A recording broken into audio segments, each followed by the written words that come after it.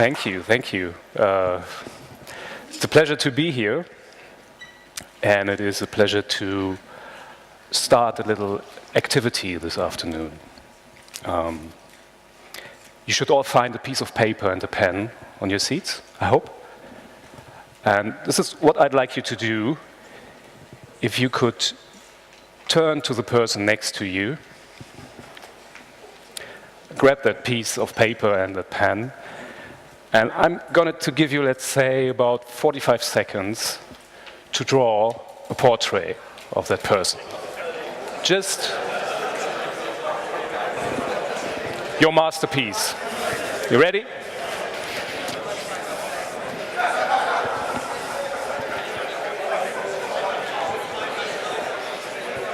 This is mine.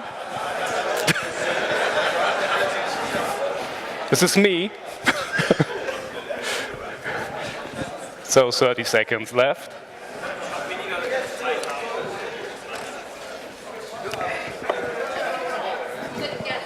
Sorry?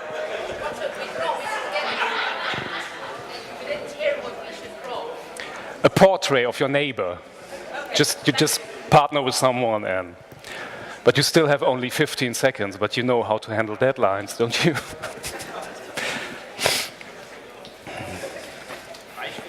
Okay, 10 seconds left. 5, 4, 3, 2, 1, and thank you. So, stop now. So now please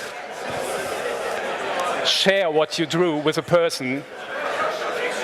Share it and show him or her what you have drawn.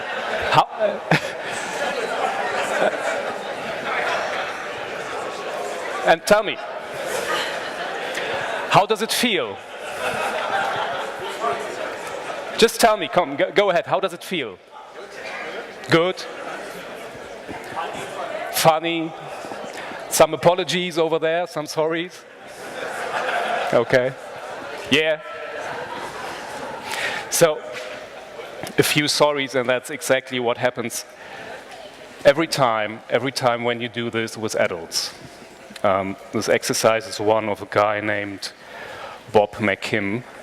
He was a creativity researcher in Stanford in the 60s and 70s, and he would point this out as evidence that we fear the judgment of others, of our peers, and that we are embarrassed about showing our ideas to people we think of as our peers, to those around us.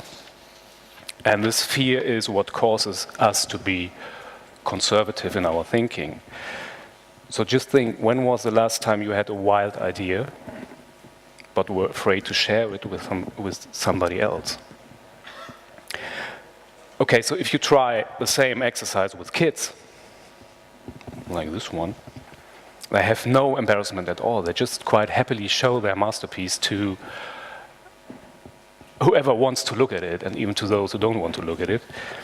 But as they learn to become adults, they become much more sensitive to the opinions of others. And they lose that freedom, and they do start to become embarrassed. The reason why we like to do this little exercise here, and sometimes with our clients, is because if you ask a room full of adults, so let me ask you now, how many of you think of yourselves as creatives? Oh, okay. Normally it's about 50%. Half of the room that raises their hands. The fact that a lot of us don't think we are creative goes back to a time when we were about 7 or 8 or 9 years old, and someone told us we couldn't draw or some other activity, normally in school. And usually it comes from something that you weren't very good at artistically, and so you opted out that feeling of being a creative person. But let us put that aside for a second and ask, what would it be like if we perceive everyone as creative, and that artistic ability is only one aspect of creative power, but among others like your willingness to try something new or something you're not very good at, your ability to show unfinished work, or your ability to take something on in a very short amount of time. So basically all the things you did a few moments ago by participating in this activity, and that has nothing to do with your drawing. It has something to do with these little personal risks that you take, just doing this as you go through and continue to do more and more and take more and more personal risks. That's how you come up with really creative ideas. It is trying things that are uncomfortable and getting comfortable being uncomfortable. So, what you did a few moments before when drawing your neighbor, you were facing a new situation, an unexpected situation, and when we do so, when we face a new situation, we tend to classify it just as quickly as possible. And there's a reason for that. We want to settle on an answer, because life is complicated. We want to figure out what's going on around us very quickly for whatever reasons. One of them might be, you know, when you see that stripy thing there in the bushes, is that a tiger just about to jump out and kill me? Or is it just some weird shadows on the tree? One more thing before we go into the details. This is some aluminium foil, right? I use it in the kitchen because that's what it is. Well, not necessarily. As said before, kids are more engaged with open possibilities. When they come across something new, they certainly ask, what is it? But they will also ask, what can I do with it? Is it fun? Or does it solve any problems? And with that, they aren't that far away from clients, customers, and target groups, but I come back to that point later. But kids, in terms of creativity, the more creative of them might get to a really interesting example and outcomes. And this openness is the beginning of inquisitive play. And it might be the beginning of a new way of thinking that we use to a certain extent for our business, that is communication and storytelling. So as said before, and we truly believe in it, everyone can be creative. Which would at the same time mean that everyone could approach the world like a storyteller or a designer, right? But quite often it takes, or all it takes is to unlock that potential is a bit of creative confidence. Confidence in the belief that creativity isn't the ability to draw or to compose or to sculpt, but a way of understanding the world. And if someone doesn't understand, to help him understand. That is what we do as a journalist. Sure, we investigate, we write stories, we design content frameworks, and we dive deep into content marketing and all the other buzzwords. But first and foremost, we as journalists and storytellers are, unlike other problem solvers, we tinker and test, we fail early and often and sometimes very hard. And we spend a surprising amount of time not knowing the answer to the challenge at hand, and yet we forge ahead. We are optimists and makers, experimenters and learners. We empathize and iterate, and we look for inspiration in unexpected places. The more unexpected, the better. Sounds great in a perfect world. But just tell this to any client. Just tell him or her about spending a surprising amount of time not knowing the answer, and about testing and failing and going to unexpected places. Is this what you will get back? If so, then congratulations, nice client. Keep him or her. We don't. We most likely get some kind of feedback like this when we talk about that. So we do quite a lot of work trying to convince our clients. They can be a little skeptical. So we have to give them a framework and rules, and that's when we start stealing from ideas like design thinking and jobs to be done. Techniques and frameworks to give any creative track some ground. So you get round about 48 million hits on Google when you search for rules for creativity. But for us, there's only one that is really important. It is be empathic, be sensitive, and understanding. Because as every work and every story has a human in its center. Design thinking, and as we call it when we steal it, story thinking, is a human-centered thinking and not product-centered. And the reason why it's a human-centered approach is because it starts by checking the needs, the dreams, and behaviors of the people we want to affect with our story and our solution. We seek to listen and to understand what they want. Some of you might know this as the desirability lens, and we too are trying to view the world through this lens over the storytelling process. So once we have identified a range of what is desirable for a specific audience, we begin to look at our solutions, our story ideas, through the lenses of feasibility and viability.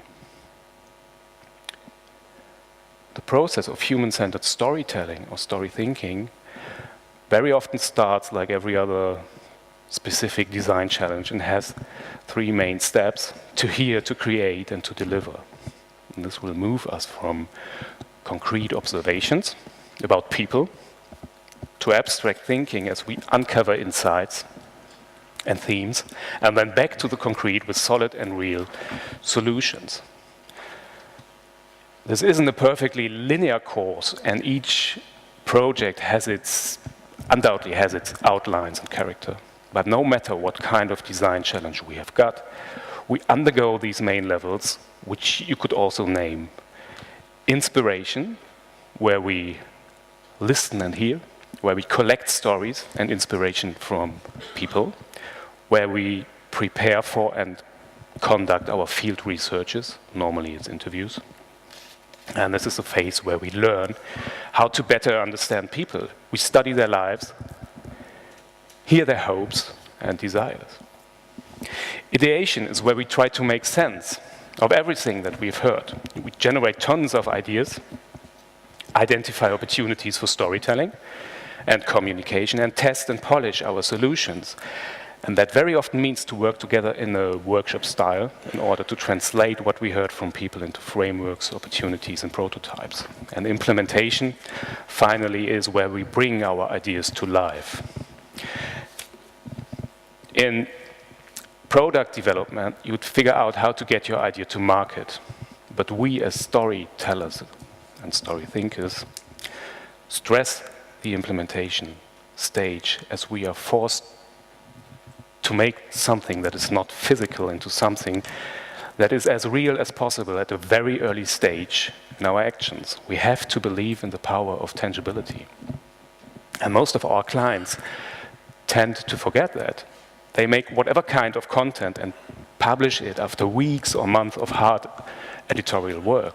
They never think, let alone implement the notion of a concept like, for example, rapid prototyping. However, we have made the experience that rapid prototyping in storytelling, meaning building a story idea, communication setup up to a certain point where you can show and test it, reveals opportunities and possibilities that we never have guessed were there before. And this feedback, wherever it might come from, is just a great way to think. And it helps bring into focus the feasibility of our stories. Best of all, you can prototype almost everything at any stage of your course, from a service model to a uniform, from a storyboard to the financial details of your solution. Every human-centered designer has an interest toward action, and that means getting ideas out of our heads and into the hands of the people we are looking to serve. So sharing an idea and to learn how to make it better. Which also means get to know the people we are communicating to, step into other people's shoes, to understand their lives and start to solve tasks from their perspectives, and get into user experience. There are quite a lot of clients that come to us and ask how they could spark innovation in their thinking, their communication on or marketing regimes, and what kind of techniques we recommend. And we never understand why just a few of them get familiar with the idea of user experience. We believe that marketers, journalists, storytellers, producers of all stripes must understand user experience, or at least try to. They should try to find an answer how to design stories to be great user experiences. Hitchcock was great in that, because with each scene and each beat, he would know what his audience would be thinking. But not many journalists and non-fiction producers plot this when they create their stories.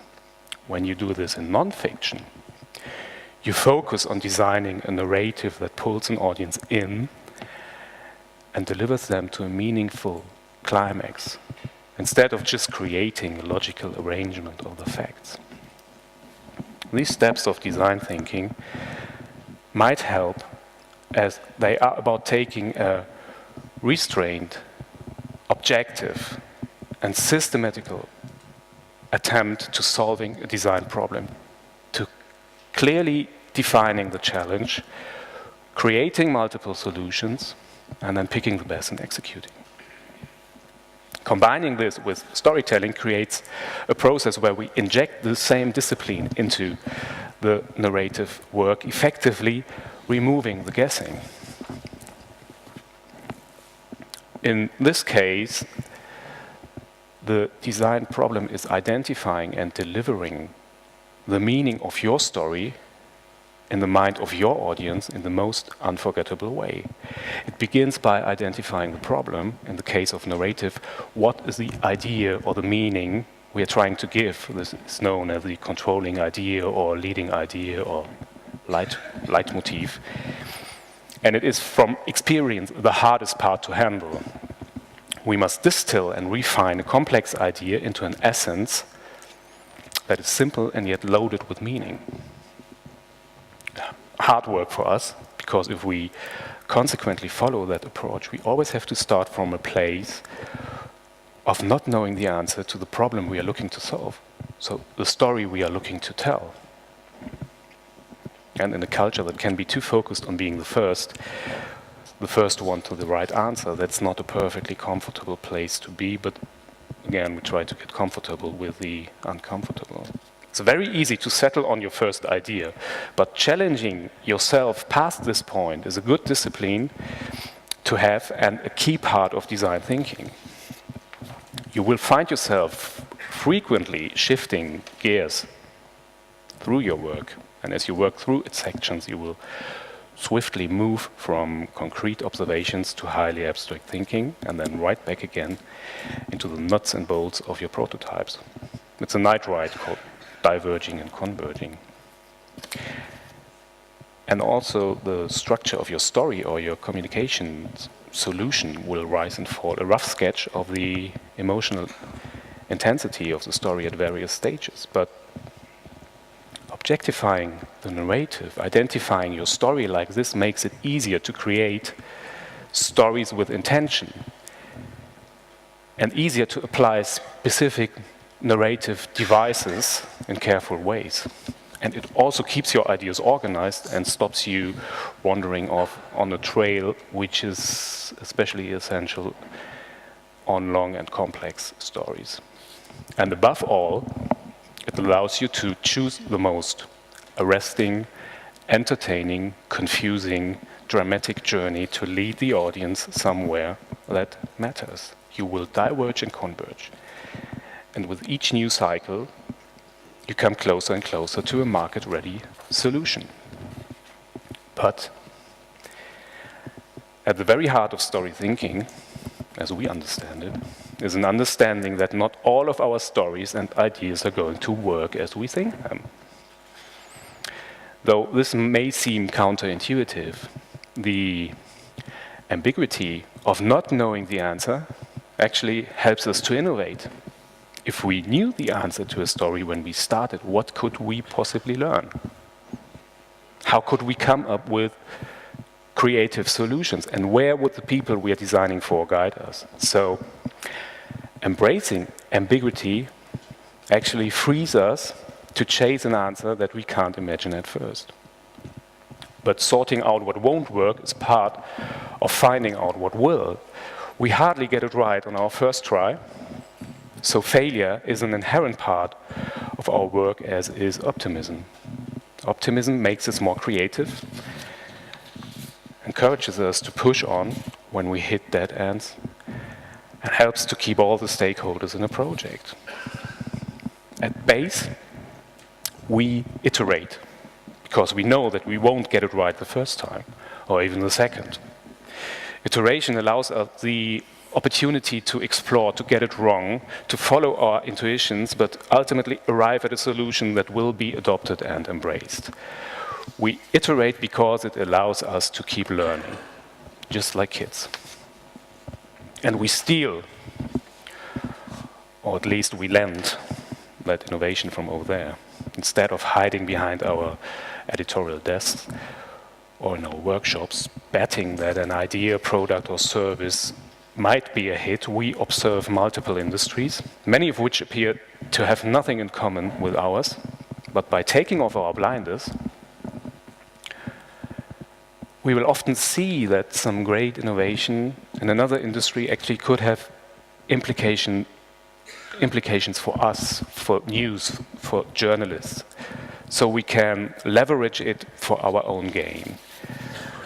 But therefore, we have to get our mind into a truly innovative state, and then we pay attention to non-news sector major developments, like when Silicon Valley comes out with the latest hypergrowth web service or mobile app or whatever groundbreaking new piece of hardware. I always try to put on my journalist glasses and try to imagine how it might be helpful for me, to journalism, to the news industry, to our clients. I like to do the same when I see innovative new business models that haven't been tried in news or media. So, empathy, optimism, iteration, creative confidence, and making, embracing ambiguity and learning from failure. Some of these mindsets I'm sure you know by heart, and maybe you are now asking yourself why you should marry these mindsets with another buzzword and framework called jobs to be done. Well, because your storytelling, your economies of tales, should be all about winning customers. And that's where the concept of jobs to be done mixes quite well with design thinking. A deep understanding of the problem people have is a common thread between both. Jobs to be done is an innovation technique that focuses on understanding customers' desired outcomes in performing a set of jobs, and focusing on the setups and constraints in which a customer must perform it. The man on this picture is Clayton Christensen, said to be the world's leading authority on innovation, who deeply believes that the main problem in innovation and in marketing is that we are not asking the right questions. And if you do not know how to ask the right question, he says, you discover nothing. The fundamental issue is, according to him, that most of the tons of customer data that companies create is used to show correlations, meaning this customer looks like that one, or 68% of customers say they prefer type A to type B. And sure, it is exciting to find patterns in the numbers, But they don't mean that one thing actually caused another. And though it's no surprise that correlation isn't causality, we suspect that most managers have grown comfortable to set up decisions on correlations. After decades of companies watching fail, Christensen said the better question to ask is, what job did you hire that product to do? So the core of his setting is that when we buy a service or a product, we essentially hire it to help us do a job. If it does the job well, the next time we are confronted with the same job, we tend to hire that product again. If it does a crummy job, we fire it and look for something else. So, following the jobs to be done theory, what marketers really need to concentrate on is the improvement that the customer is trying to make in a given circumstance, what the customer hopes to accomplish. So it is mainly about context and not causality. That transforms our understanding of customer choice in a way that no amount of data ever could, because it gets at the causal driver behind the buying, which doesn't require you to put away all the data and research you've already gathered. Personas, focus groups, customer panels, and so on can all be perfectly valid starting points for important insights, but it's worth adding a few questions for uncovering jobs your customer needs help with. The easiest one, do you have a job that needs to be done? In a data-obsessed world, it might be a surprise that some of the greatest innovators have succeeded with little more than intuition to guide their efforts. There's that US-American TV reporter, Pleasant Rowland, who saw the opportunity for these American Girl dolls when searching for gifts that would help her connect with her nieces. A huge success nowadays. Sheila Marcello started Care.com, kind of an online matchmaking service for childcare, senior care, and pet care, after struggling with her family's own care needs. So today it is the largest online destination for finding and managing family care. Where do you see non-consumption?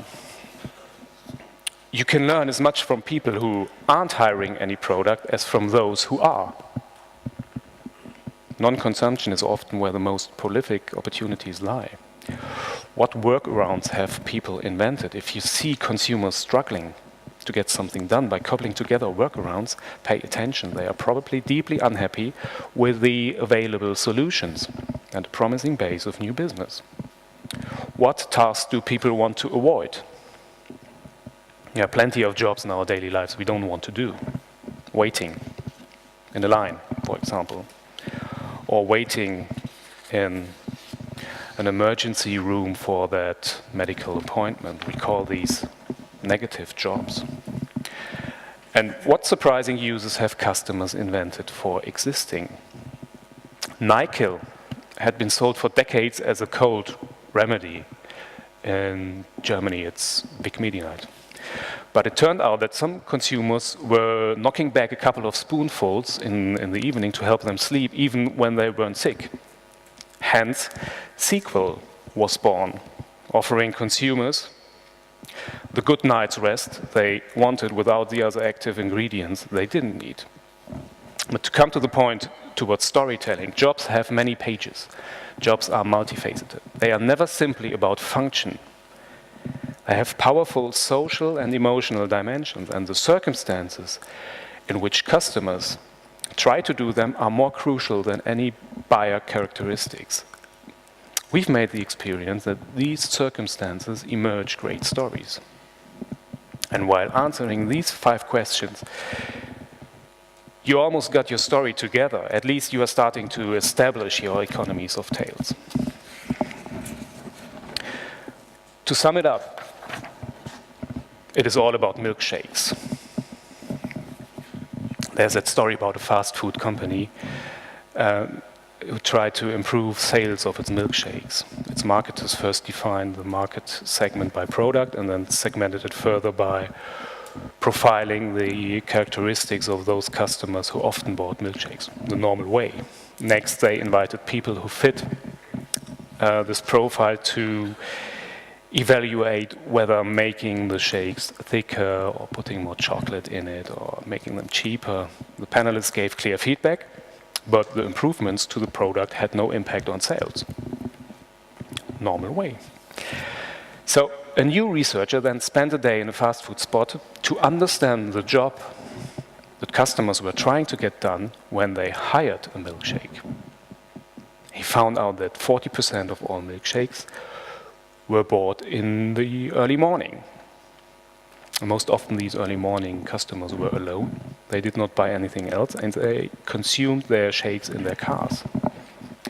So he interviewed the morning customers as they left the scene in an effort to understand what caused them to hire a milkshake. And most bought it to do a similar job. They faced a long, boring commute and needed something to make the drive more interesting. They weren't yet hungry, but knew that they would be by 10 a.m. They wanted to consume something now that would stave off hunger until noon. And they faced constraints. They had no time, they had their working clothes on, and they had at most one free hand. So he asked further, tell me about a time when you were in the same situation but you didn't buy a milkshake. What did you buy then?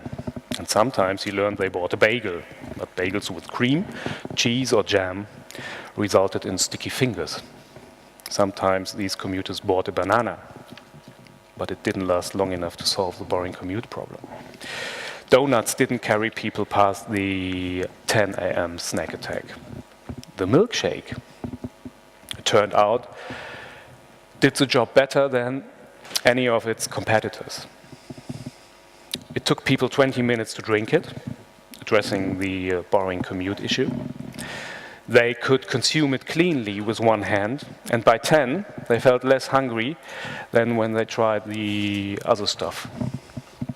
What happened is that the job, and not the product, became the fundamental unit of his evaluation. And once they understood the jobs the customers were trying to do, it became very clear which improvements to the milkshake would get those jobs done even better and which not. How could they tackle the boring commute job? Just make the milkshake even thicker, so it would last longer. And just as important, the fast food chain could deliver the product more effectively by moving the dispensing machine in front of the counter and selling customers a prepaid swipe card so they could dash in, they could gas up and go without getting stuck in the drive-through lane. It is only a milkshake, but by understanding the job and improving the product's functional, social, and emotional dimension so that it did the job better, the company's milkshake would gain share against the real competition, not just competing fast food chains, but boredom, bananas, and bagels. Which also means that job-defined markets usually are much larger than product category-defined markets. As well as job-defined stories can be larger than product-centered stories. So marketers should understand whom they are competing against from the customer's point of view. Knowing how to improve the product did not come from understanding the typical customer, it came from understanding the job. One key to successful innovation and to great economies of tales is identifying jobs that are poorly performed in customers' lives, and then designing products, experiences, and ways around those jobs, and finally to tell emotional, social, empathic stories about them. 2 years ago, I have been at that very same conference in Berlin and speaking about the core principles of great storytelling. I then ended up with, it's all about publishing and distributing content that engages and attracts customers. Stories that enable their lifestyles. It is a lifestyle-centric approach rather than product-centric. It is about the consumer becoming the hero. It starts with a call to adventure. The hero will then face extremely difficult challenges along the way. He ultimately wins and returns home, armed with new knowledge about himself, about other people, and the world. You know that because every fairy tale works like this. So does a brand inspire people to respond to the call for adventure? That's what I asked 2 years ago. Whether by providing information or entertainment, does it help them overcome the obstacles they will face on their path? Does it provide guidance and support and a setting in which the story with all its ups and downs can be documented and shared? But today it seems to be much easier. You don't need a call to adventure, because in every innovation circle you just have to listen to your present or future clients calling for help. Any successful innovation then helps consumers to solve their problems, to make the improvements they need to, while addressing any fears that might be holding them back. That's no rocket science at all, but regarding storytelling, most of our clients are really great in talking about product features, every technical component of their services and their products, but they hesitate in telling a story about the overall solution they are offering. They are not aware that the job to be done is a story to be told. Maybe it's because jobs are complex and multifaceted. They need specific definitions. And there are some principles to keep in mind. As said, a job is shorthand for what a character seeks to accomplish in a given circumstance. But this goal usually involves more than just a straightforward task. You should always consider the experience a person is trying to create. And with that, take the first step to your company's economy of tales. In innovation and in storytelling, these experiences and setups are more important than customer characteristics, product features, new technologies or trends. And this is where both frameworks, design thinking and jobs to be done meet and greet. And this is when the competitive playing field starts to look totally different. Good innovations solve problems that formerly had only poor solutions or no solution at all. So talk about yours. Jobs are never simply about function. They have powerful social and emotional dimensions. So take it and use it as inspiration for your stories. And if you do so, you will put the human being in the center of your attention. You start to design think. So talk about it. Marketers, as well as we journalists and storytellers, have lost the forest for the trees, focusing too much on creating products for very narrow demographic segments rather than satisfying needs. Which is a great place to restart,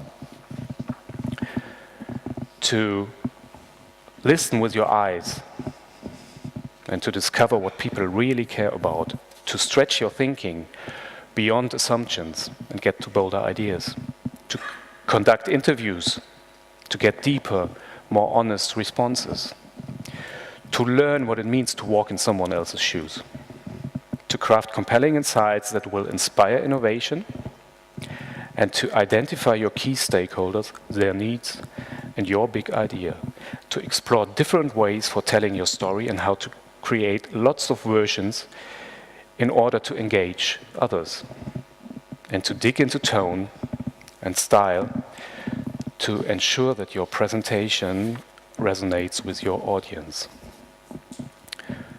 I hope that this presentation resonated with your expectations, as we are, as an agency, still in our ideation stage concerning our concept of economies of tales, design thinking, and jobs to be done. Moving straight forward and practicing the implementation phase. We are nevertheless eager to get your critics and your feedback. You find us in the internet. And so looking forward if you get in contact with us or to answer your questions now. Thank you for your attention, and thank you for having me here.